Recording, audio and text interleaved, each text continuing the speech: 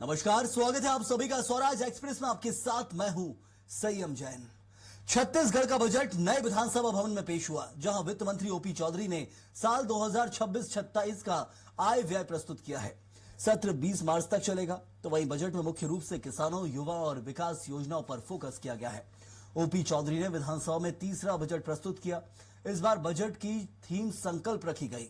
कुल बजट आकार जहां 1,72,000 करोड़ रुपए है। बजट में शिक्षा पर जोर देते हुए अबूझमाड़ और जगरगुंडा में 2 नई एजुकेशन सिटी बनाने का प्रावधान किया गया है। इन सिटी के लिए 100 करोड़ रुपए का विशेष प्रावधान शामिल है। तो वहीं विकास यात्रा का केंद्र इस बार ज्ञान और गति रहा।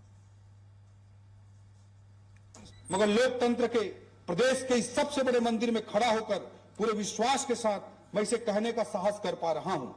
महोदय, एक समय था जब Bastar Surguja network, road network, telecom network, banking network सभी के लिए मोहताज हुआ करता था। लेकिन हमने 2 वर्षों में बस्तर के जगरगुंडा, पानीडोबीर, ओरछा, पामेड़, किस्टाराम तथा सरगुजा के डिंडो एवं आरा जैसे जगहों पर प्रयास कर बैंक ब्रांच खुलवाई।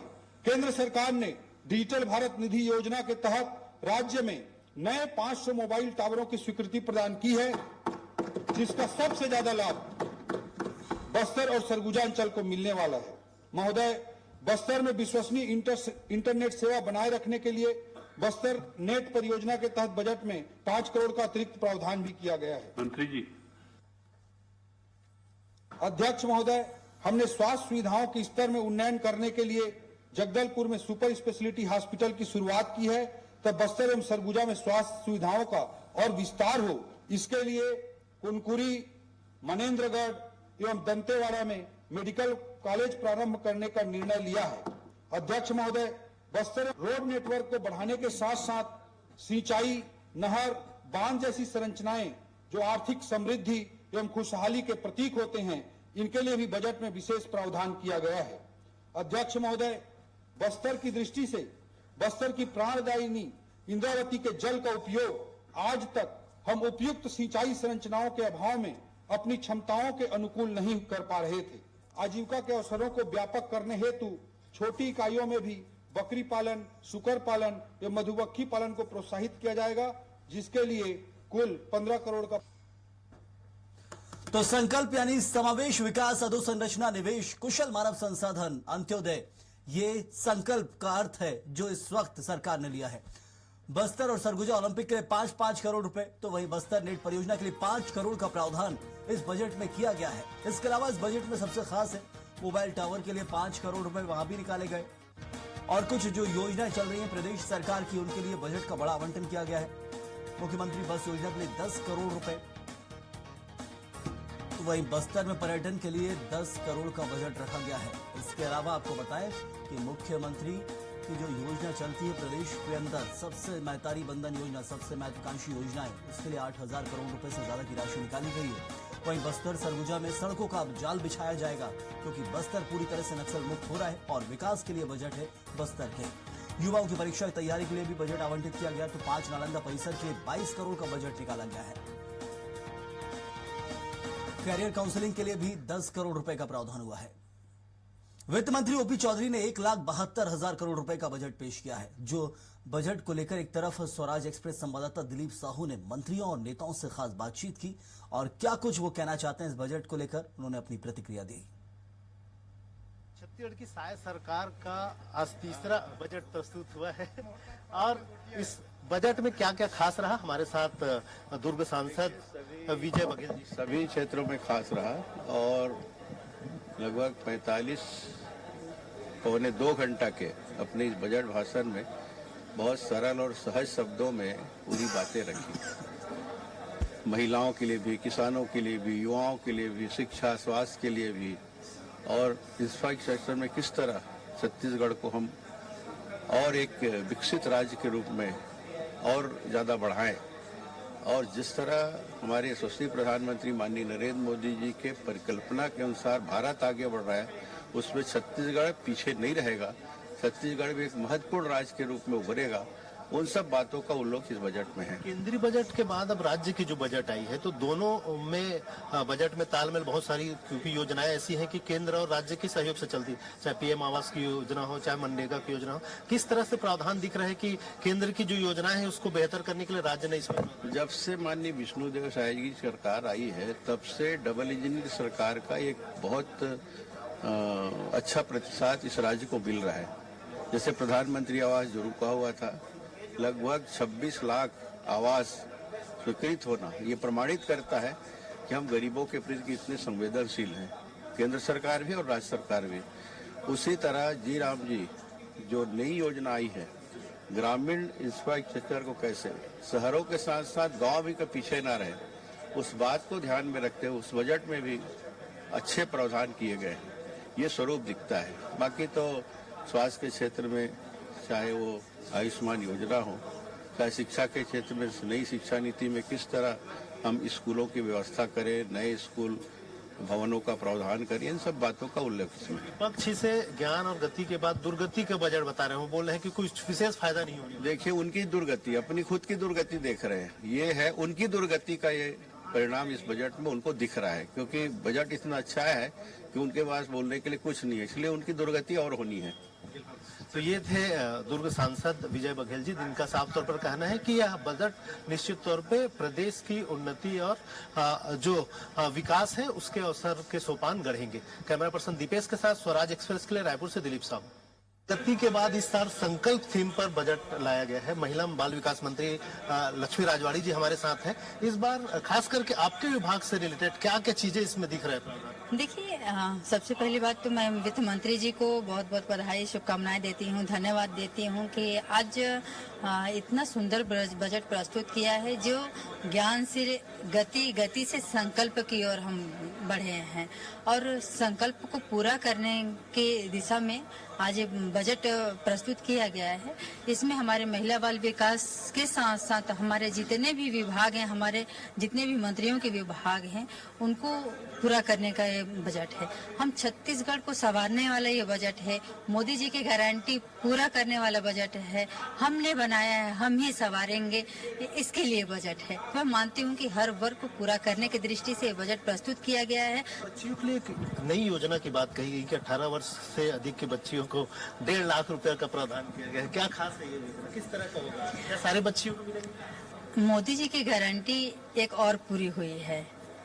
अधिकतर गारंटी सरकार बनते के साथ ही पूरी हुई थी। इससे हमारी बेटी से जन्म से लेकर मृत्यु तक, हमारे विभाग में जन्म से लेकर मृत्यु तक, हमारे इस बजट में जन्म से लेकर मृत्यु तक जो बजट लाया गया है वो हर वर्ग को ध्यान में रखते हुए, हर वर्ग को ख्याल में रखते हुए बजट प्रस्तुत किया गया है। छत्तीसगढ़। तो ये थी महिला बाल विकास मंत्री लक्ष्मी राजवाड़ी।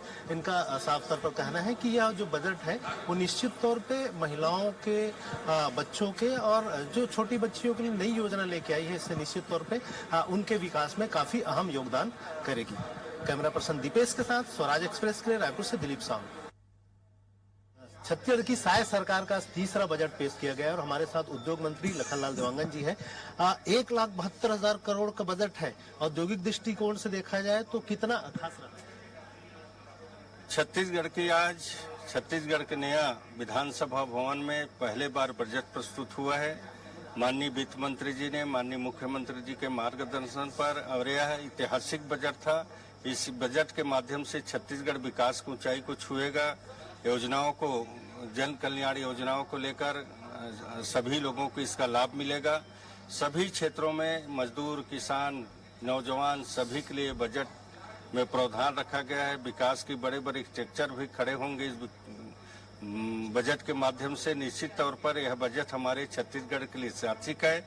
माननीय वित्त मंत्री जी को, माननीय मुख्यमंत्री जी को मैं बहुत बहुत धन्यवाद देता हूं कि इस तरह से एक बहुत ही एक अच्छा बजट उन्होंने लाया। नए उद्योगों के लिए भी इसमें प्रावधान किया गया है। सब्सिडी की बात कही गई थी, इससे क्या रोजगार का अवसर के लिए 17,000 करोड़ का बजट में प्रावधानित किया गया है। इससे उद्योग को बढ़ावा मिलेगा, सब्सिडी समय पर लोगों को मिलेगा।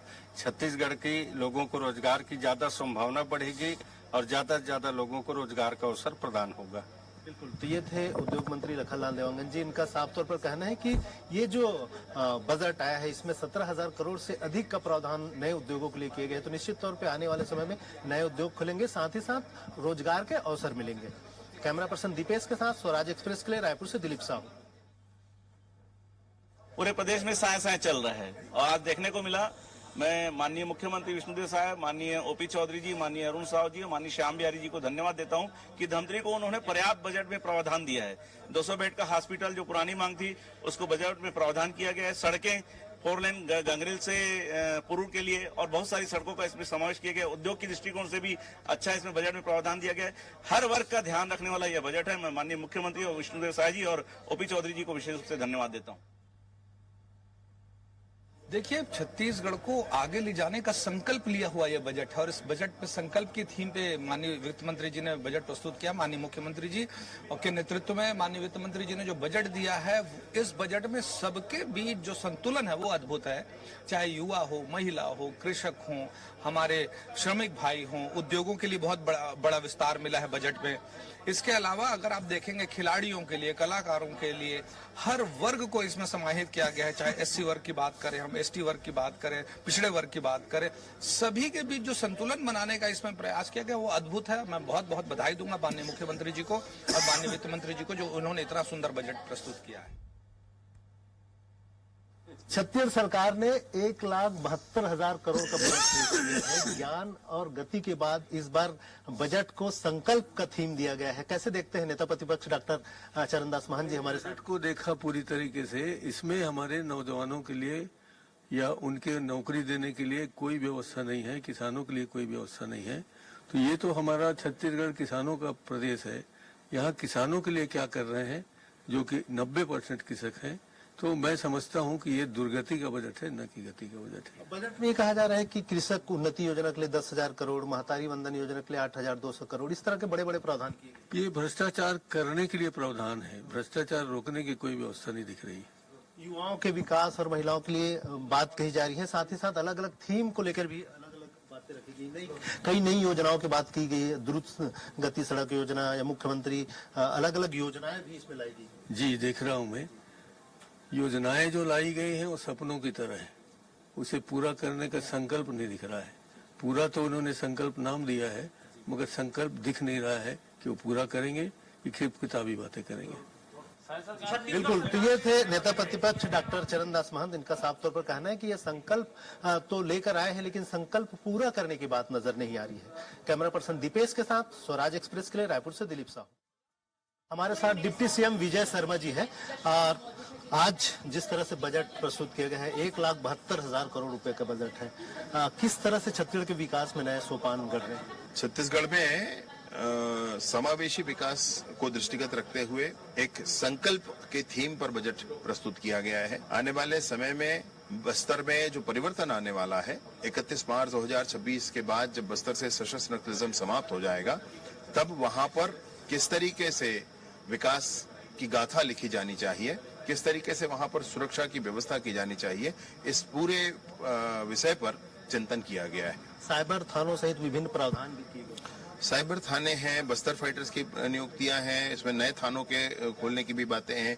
गृह विभाग के संदर्भ में भी पर्याप्त प्रावधान है, उसके साथ ही साथ पंचायत विभाग के संदर्भ में भी पर्याप्त प्रावधान है। पंचायत विभाग के दृष्टिकोण से देखा जाए तो क्या क्या प्रमुख प्रावधान है और कितना बजट का जो अपन अपेक्षा कर रहे हैं उतनी बजट मिल पाएगी? पंचायत विभाग में उससे अधिक है भाई। आप देखेंगे कि मनरेगा के स्थान पर जीराम जी जो आया है, उसमें 4,000 करोड़ रुपए का बजट है। अभी कब हुआ करता था ये?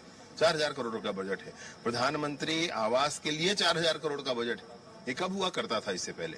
इसलिए प्रधानमंत्री आवास के लिए भी, प्रधानमंत्री ग्राम सड़क योजना के लिए भी, मुख्यमंत्री ग्राम सड़क योजना के लिए भी, वीबी जीराम जी के लिए भी, ऐसे ग्रामीण अधोसंरचनाओं के लिए पर्याप्त प्रावधान किए गए। विपक्षी से निराशाजनक बता रहे। मैं पूछना चाहता हूं क्यों? प्रमाणित करें, कहें इस बात को कि कैसे, कह देने से नहीं होता है। ये थे डिप्टी सीएम विजय शर्मा जी। इनका साफ तौर पर कहना है कि यह जो बजट है उसमें निश्चित तौर पे गृह विभाग के साथ ही साथ पंचायत विभाग के लिए भी बड़ा फंड किया गया है। चाहे मनरेगा की बात हो, चाहे जीराम जी योजना के लिए जो बजट में बड़ा प्रावधान किया गया है, पीएम आवास के लिए बड़ा प्रावधान किया गया। तो आने वाले समय में निश्चित तौर पर प्रदेश के विकास में नया सोपान गढ़ने वाला है। कैमरा पर्सन दीपेश के साथ स्वराज एक्सप्रेस के लिए रायपुर से दिलीप साहू। छत्तीसगढ़ सरकार का 1,72,000 करोड़ का आज बजट प्रस्तुत किया गया। हमारे साथ स्वास्थ्य मंत्री श्याम बिहारी जायसवाल जी है।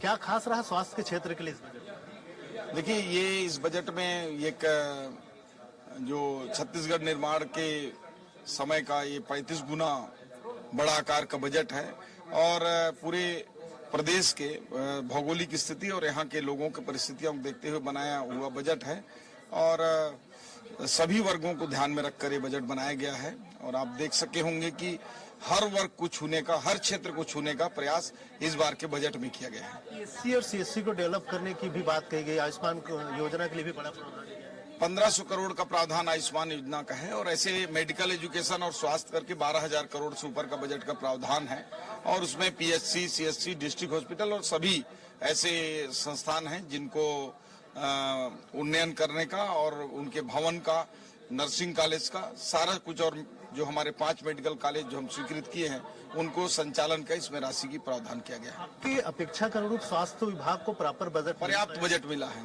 बिल्कुल। तो ये स्वास्थ्य मंत्री श्याम बिहारी जायसवाल जी, इनका साफ तौर पर कहना है कि इस बजट में स्वास्थ्य विभाग को भरपूर तवज्जो मिले है। निश्चित तौर पर आने वाले समय में इस बजट की वजह से स्वास्थ्य सुविधा में काफी सुधार देखने को मिलेगा। कैमरा पर्सन दीपेश के साथ स्वराज एक्सप्रेस के लिए रायपुर से दिलीप साहू। नीरस रहा, छल कपट का बजट है। किसके लिए है बजट? न युवाओं के लिए, न किसानों के लिए, न महिलाओं के लिए। वही पुरानी घिसी पिटी ऐतिहासिक 2 घंटे का भाषण, उसका क्षण कुछ नहीं। कहीं पे ऐसा कुछ उल्लेखनीय इस बजट पे नहीं है और कहीं पे कुछ बजट भी है, खर्च करना है इनको तो मंत्रिमंडल के सदस्य लोग अपने अपने विधानसभा के क्षेत्र में प्रगति के लिए बांट लिए हैं।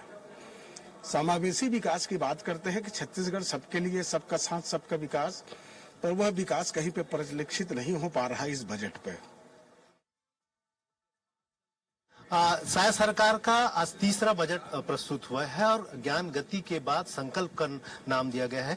हमारे साथ पर्यटन एवं संस्कृति मंत्री राजेश अग्रवाल जी है। क्या खास रहा पर्यटन संस्कृति के दृष्टिकोण से तो बहुत ही खास था।